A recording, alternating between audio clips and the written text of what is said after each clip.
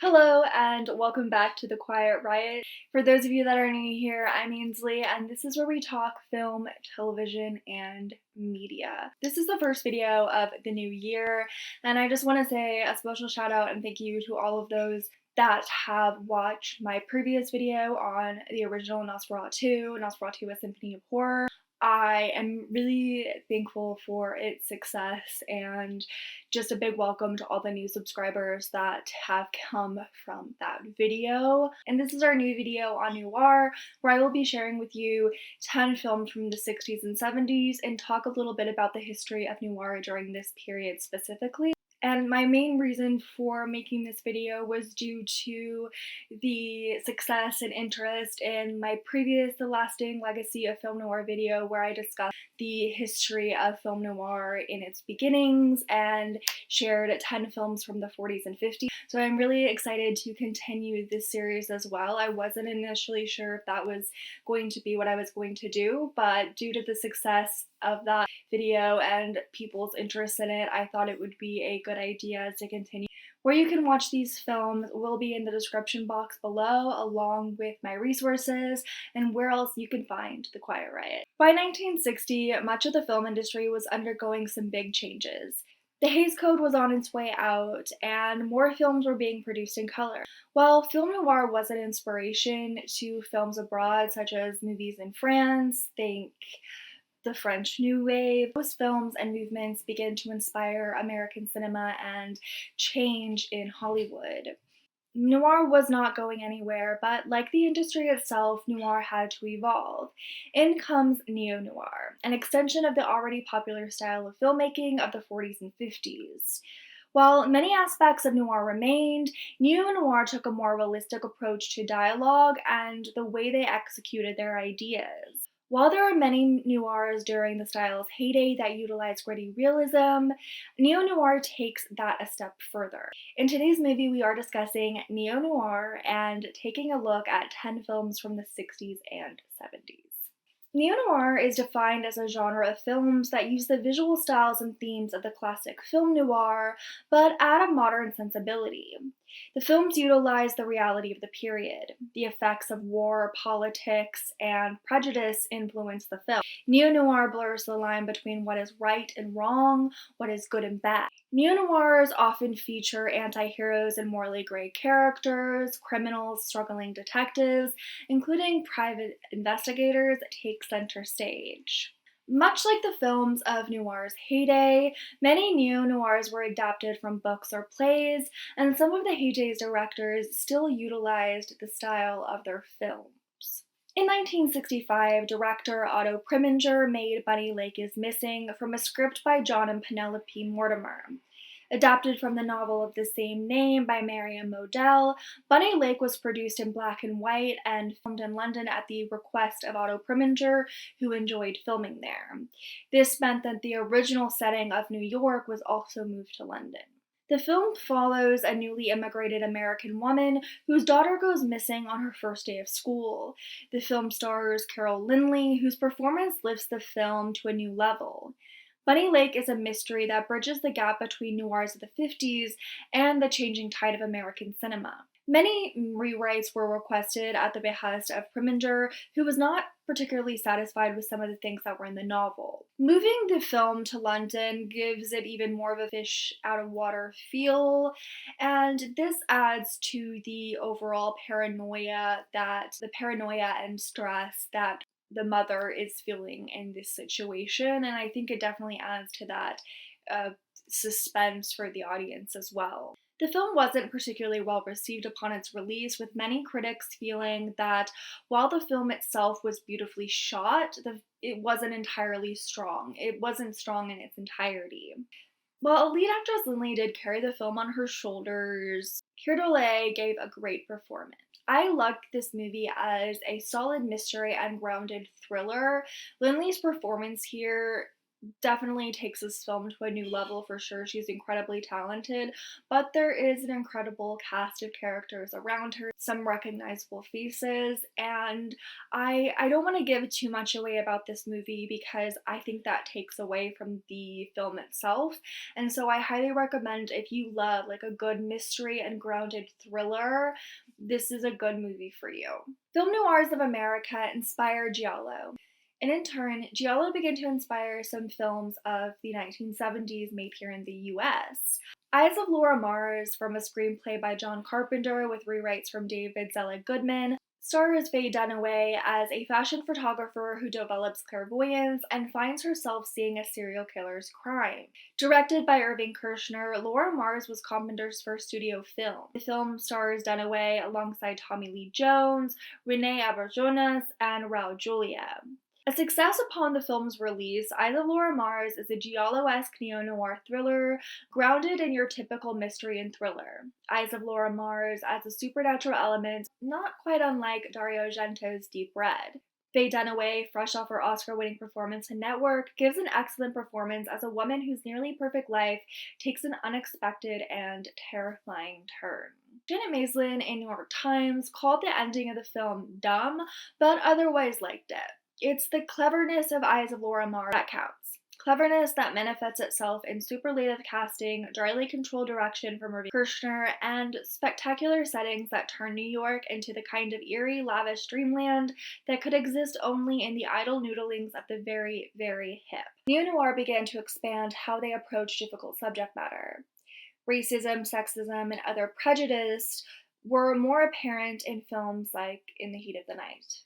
Based on John Ball's novel of the same name, In the Heat of the Night stars Sidney Poitier as a Philadelphia detective who gets embroiled in a murder case in a small Mississippi town. Considered as one of the most important films of the 1960s, Poitier gives one of his most memorable performances. In the film's most memorable scene, Tibbs returns a slap to Endicott. That particular moment was not in the novel and was not originally scripted by Silliphant, though it was added in revision. Sidney Poitier in Civil Rights and Race Relations in the USA stated, "I said, I'll tell you what, I'll make this movie for you if you give me your absolute guarantee when he slaps me, I slap him right back, and you guarantee that it will play in every version of this movie.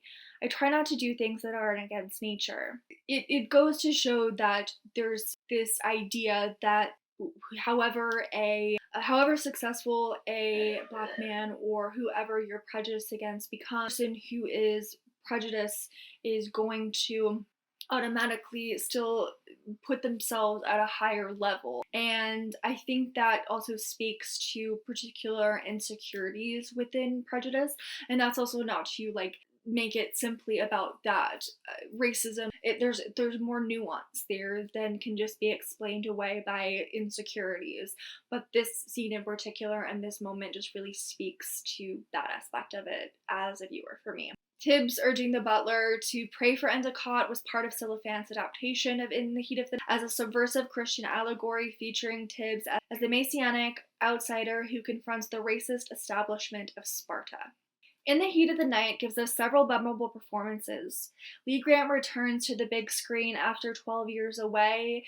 She had previously been blacklisted during that period and had recently come back in television for Peyton's Place, and this was her first movie after those 12 years.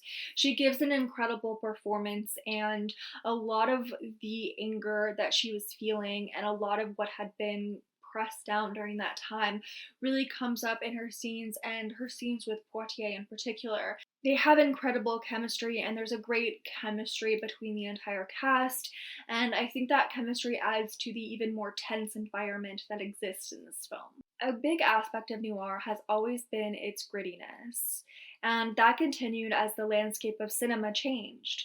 The French Connection brought about a gritty and realistic tone to detective fiction. Based on the book of the same name by Robin Moore, The French Connection is a crime thriller starring Gene Hackman and Roy Schneider as New York detectives after a wealthy French heroin smuggler. Hackman and Schneider's characters are the fictional counterparts to real-life detectives Eddie Egan and Sonny Grosso. The French Connection is a strong film that works as a precursor to the police procedurals that became popular in the 80s and 90s specifically. You have ones like NYPD Blues and Homicide that really got into that gritty realism. I am not particularly as familiar with either of those. Of course, I know what they are, but I've never seen an episode, so I can't speak to the way that they portray their characters. But I do think something specifically about noirs and neo-noirs is that even the characters that work for the police department are not necessarily meant to be seen as particularly heroic in the same way that your stereotypical hero would be, and that these are people just living their lives that are afforded the judgment by their audience, as opposed to a film that wants to cast the NYPD or the LAPD as heroes. Well received upon its release, The French Connection is often considered one of the best films ever made. The film is gritty and shot in a documentary style. The fast-paced action is shot like it came out of nowhere, adding to the film's thrilling nature. In audio commentary for The French Connection's Collector's Edition DVD, director Friedkin says that the film's documentary-like realism was the result of his having seen Costa Guavere's Z. After I saw Z, I realized how I could shoot The French Connection, because he shot Z like a documentary. It was a fiction film, but it was made like it was actually happening, like the camera didn't know what was going to happen next, and that is an induced technique.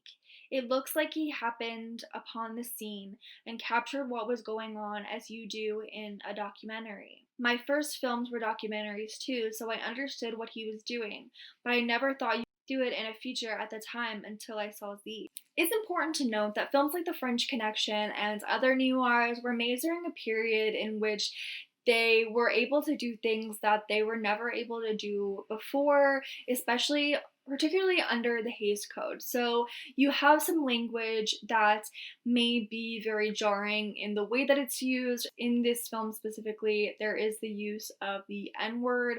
So just be be aware that when you watch films from this period, you may hear a lot more slurs. Much like those films of the 40s and 50s, there were actors that directors loved to put in their neo-noirs, and Gene Hackman is certainly one of those. Directed by Arthur Penn from a script by Alan Sharp, Night Moves follows Harry Mosby, a Los Angeles private investigator and former pro football player who uncovers a series of sinister events while searching for the missing daughter of a former Hollywood actress. Upon the film's release, it wasn't particularly successful, though in the research that I did, it seemed that it was more mixed to positive reviews. Roger Ebert said of the film, "One of the best psychological thrillers in a long time, probably since Don't Look Now. It has an ending that comes not only as a complete surprise, which would be easy enough, but that also pulls everything together in a new way, one we hadn't thought of before, one that's almost unbearably poignant." It seems that some critics viewed the film as being rather disjointed, which is something that I agree with. There are certain aspects of the film that just didn't do it with me, particularly also in the way that it's edited, and certain aspects of the story that could have been left in draft 1 or 2. But overall, I think the film has a great way of pulling all the pieces of the puzzle together, or bringing everything together. When I had originally watched this film, I wasn't particularly sure how I felt about it, because it seemed rather disjointed, and a lot of the personal stuff that Gene Hackman's character was going through it didn't intersect very well with the overall story of the film itself. And these are obviously stuff that we do see in a lot of these movies, where there is personal life and the way that it affects your work, or the way that your work affects your personal life. And for some reason, it just didn't seem to mesh very well, for me at least, while watching this film. And based on certain reviews that I've read, it seems that that may be the case for a lot of people. I personally liked the script overall. I think that some of the issues could have come in with editing as well as maybe some directing choices. But I would say that maybe certain aspects of it could have been left out, as far as some of the personal aspects of the story. But I do like way certain characters are depicted, and I did find the character of Harry to be interesting because he's obviously somebody who, like, that he's not meant to be just like super cool, and he's somebody that's obviously dealing with just aspects of his life and how it's interfering, and he's also part of the problem, and so those are certain things that I like. I also like how the female characters in particular, the women and the girl, it has more dimensions than maybe certain other films of the period and even films that we see today. Not all neo-noirs are adapted from books, and some of them are even inspired by real-life events. Badlands is a fictional tale inspired by the real-life Charles Starkweather and his girlfriend Carol Ann Fugit.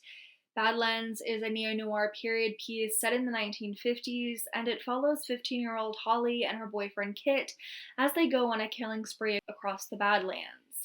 The film has a fairy tale quality reminiscent of Treasure Island, a choice made by the film's writer-director Terrence Malick in his directorial debut. Now, this film, for being a directorial debut specifically, is absolutely incredible, but overall the movie's atmosphere and the way the script and the direction, cinematography, and how everything just comes together to create this fairly laid-back movie, but one that feels like walking through a teenage girl's like dreamscape, nightmare diary almost.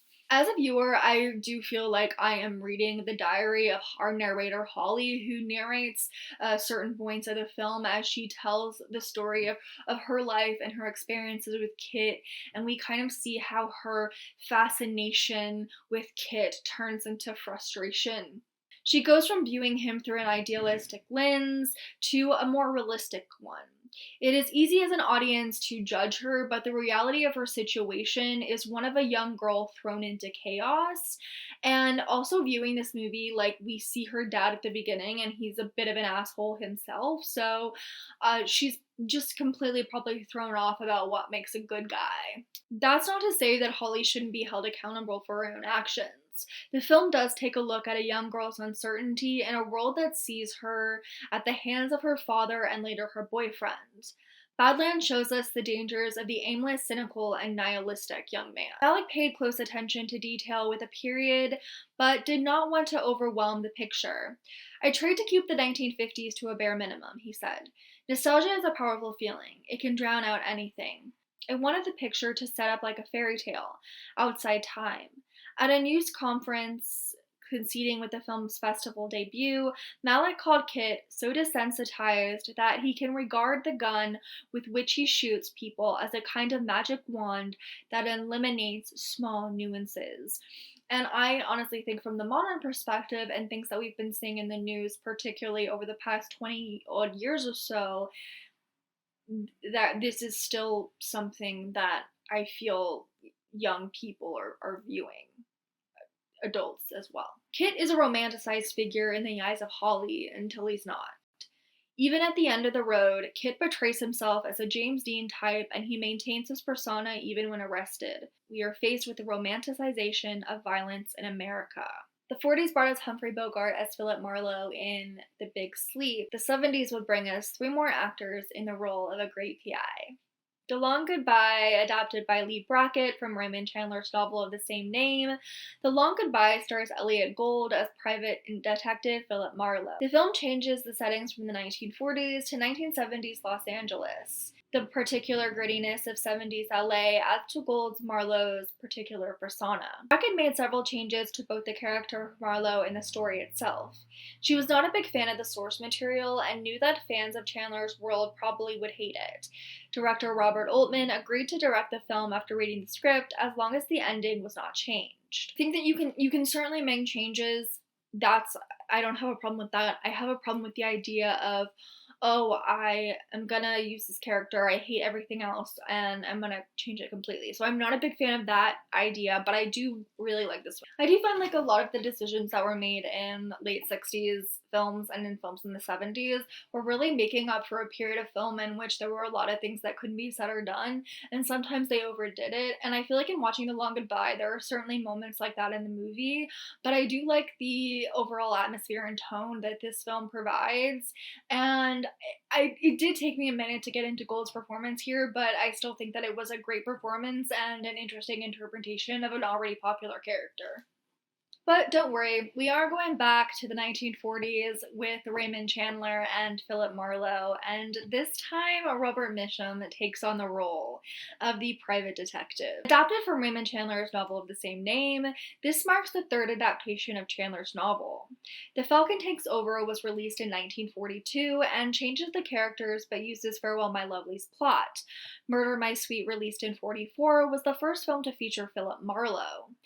This was Mitchum's first time portraying Marlowe, and he would return to the role in The Big Sleep, making him the only actor to portray the character twice. Farewell My Lovely is a period piece that takes place in 1941, and it's interesting to watch Robert Mitchum, who we watched in movies throughout the 40s and 50s, now in the 1970s, going back to the 1940s. So because even though he's older, he looks pretty much exactly like he did then. He's not somebody who's changed a whole lot in that time. And so it was weird seeing him because I've seen a lot of movies of him in the 40s and 50s, and he was a noir mainstay for sure. One might even say the king of a noir film. And so it's interesting to see him kind of take on this role, and I do think that him having portrayed a lot of characters in noir and being very familiar with that and being very familiar with detective fiction and all of that definitely did a great service to Farewell My Lovely. Roger Ebert gave the film 4 out of 4 stars and rated the film, "These opening shots are so evocative of Raymond Chandler's immortal Marlowe, archetypical private eye haunting the underbelly of Los Angeles, that if we're Chandler fans, we hold our breath. Is this audience going to be maintained, or will this be another campy ripoff? Half an hour into the movie, we relax. Farewell My Lovely never steps wrong. In the genre itself, there hasn't been anything this good since Hollywood was doing Philip Marlowe the first time around. One reason is that Dick Richards, the director, takes his material and character absolutely seriously. He is not uneasy with it. As Robert Altman was when he had Elliot Gould flirt with seriousness in The Long Goodbye, Richards doesn't hedge his bet. Noir always had a way of putting criminals at the forefront of their films. Instead of being strictly do-gooders or criminals, they became real people. Neo-Noir is not afraid to show us the darker sides of life and present the difficult decisions that a person makes. Films that grapple with real-life decisions, actions, and consequences thrive in noir. They show a reality where many films might shy away. If you like it slow and steady, you might like Wanda. Written and directed and starring Barbara Loden as titular character Wanda, an apathetic woman in a small coal mining town in Pennsylvania. Loden was inspired by a newspaper article of a woman who assisted in a bank robbery. Shot on location, the majority of the dialogue in the film was improvised, with Loden loosely referring to the screenplay. Loden based much of Wanda on herself. In an interview from 1971, Barbara said, "It was sort of based on my own personality, a sort of passive wandering around, passing from one person to another, no direction. I spent many years of my life that way, and I felt that, well, I think that a lot of people are that way, and not just women, but men too. They don't know why they exist." Upon the film's release, there was a lack of empathy towards this character. Critics found Wanda unlikable, referring to her as dumb and stupid, and this is too often something that male characters can get away with. They're allowed to do, make bad decisions and act stupidly, and they don't get the same harsh judgment that women and girl characters tend to. They are given the benefit of the doubt. Women and girls, like women in real life, are often harshly criticized for these same decisions and actions. What life throws us can lead to decisions that others see as dumb. In Wanda, Wanda makes decisions based on her aimlessness. She wants something different and she falls in a bad situation. The character can be judged for her decision, but that doesn't mean she isn't interesting or relatable for some in the audience. In a retrospective review, Justin Chang of the Los Angeles Times, to say that Wanda deglamorizes the American crime film is both entirely accurate and something of an understatement. Loden's first and only film as a director is a searingly honest character study whose jagged, unvarnished aesthetic, inspired in part by Jean-Luc Godard's Breathless and the films of Andy Warhol, stood in stark contrast to the slick Hollywood dramatic tradition epitomized by, among other, Loden's husband and the director Elie Kazan. Wanda looks like a chapter in a woman's life. She has left her family behind in search of something that she probably doesn't even know herself. The film doesn't end on a clear-cut conclusion. We're left to wonder what she gets herself into next. Now, this movie is definitely not for every mood. You definitely have to be in a mood for it because it is pretty slow moving. There's not a whole lot of action going on, and it's definitely not for everybody. But when you judge the character based on the decision she makes, remember that you probably didn't make those judgments for the mere character you watched in a movie a couple of days ago. I don't know. Maybe you did, but just make sure you did if you're gonna make a judge on Wanda. Women became more prominent in Neo-Noirs, not just on camera, but behind the scenes. Films like the aforementioned Wanda and The Long Goodbye saw women writing, adapting, and directing neo-noirs. Mickey and Nicky, written and directed by Elaine May, stars John Cassavetes, Peter Falk, and Ned Beatty. Cassavetes portrays a small-time gangster who contacts his childhood friend, played by Falk, to get him out of trouble. Have to be real with you, it took me 2 sittings to watch this movie, mainly because of the anxiety that this movie gave me. It is pretty slow moving, but the character played by Cassavetes, in particular, Nicky, is so... The decisions that he's making is very much based on his own paranoia, and he's just making stupid decisions and saying a lot of stupid things as well. And that in itself, I'm just like telling Mike, leave Nick and go back home and just let Nick deal with it on his own. But Mike is a good friend to Nick, and so you might, if you're like anything like me, this might give you 2 sittings if you tend to get kind of anxious while watching movies, because this one in particular gave me quite a bit of anxiety. I have to be real with you. Falk plays the brotherly Mikey with ease up against Cassavetes' erratic and reckless performance as Nicky. Ned Beatty gives an understated performance as a hitman in search of Nicky. Going over budget and running out of time, Paramount Pictures took back the project during post-production. To concede with contractual obligations, the film was released to theaters before it was ready. In a retrospective review for the New York Times, Richard Brody wrote, "This hard-nosed masterpiece from 1976 was written and directed by the doyenne of loopy comedy, Elaine May, who borrowed the scarily intense and spontaneous performance style of Cassavetes' films to expose the cruelty of their male bravado, the ugliness of what his men do to a woman, and what his women take from men. The wild emotional swings render the inevitable conclusion all the more shattering, as the film lays bare the price of friendship and the gall of betrayal. In May's view, it takes a real man to stop being one of the guys." Neo-Noirs of the 60s and 70s lean into the gritty reality of the period. Outsiders and alienated individuals are at the forefront as they deal with whatever life throws them. Usually that's a dead body, a crime to solve, or a crime to commit. The 60s provided more psychological fare, while the 70s expanded on dark realism.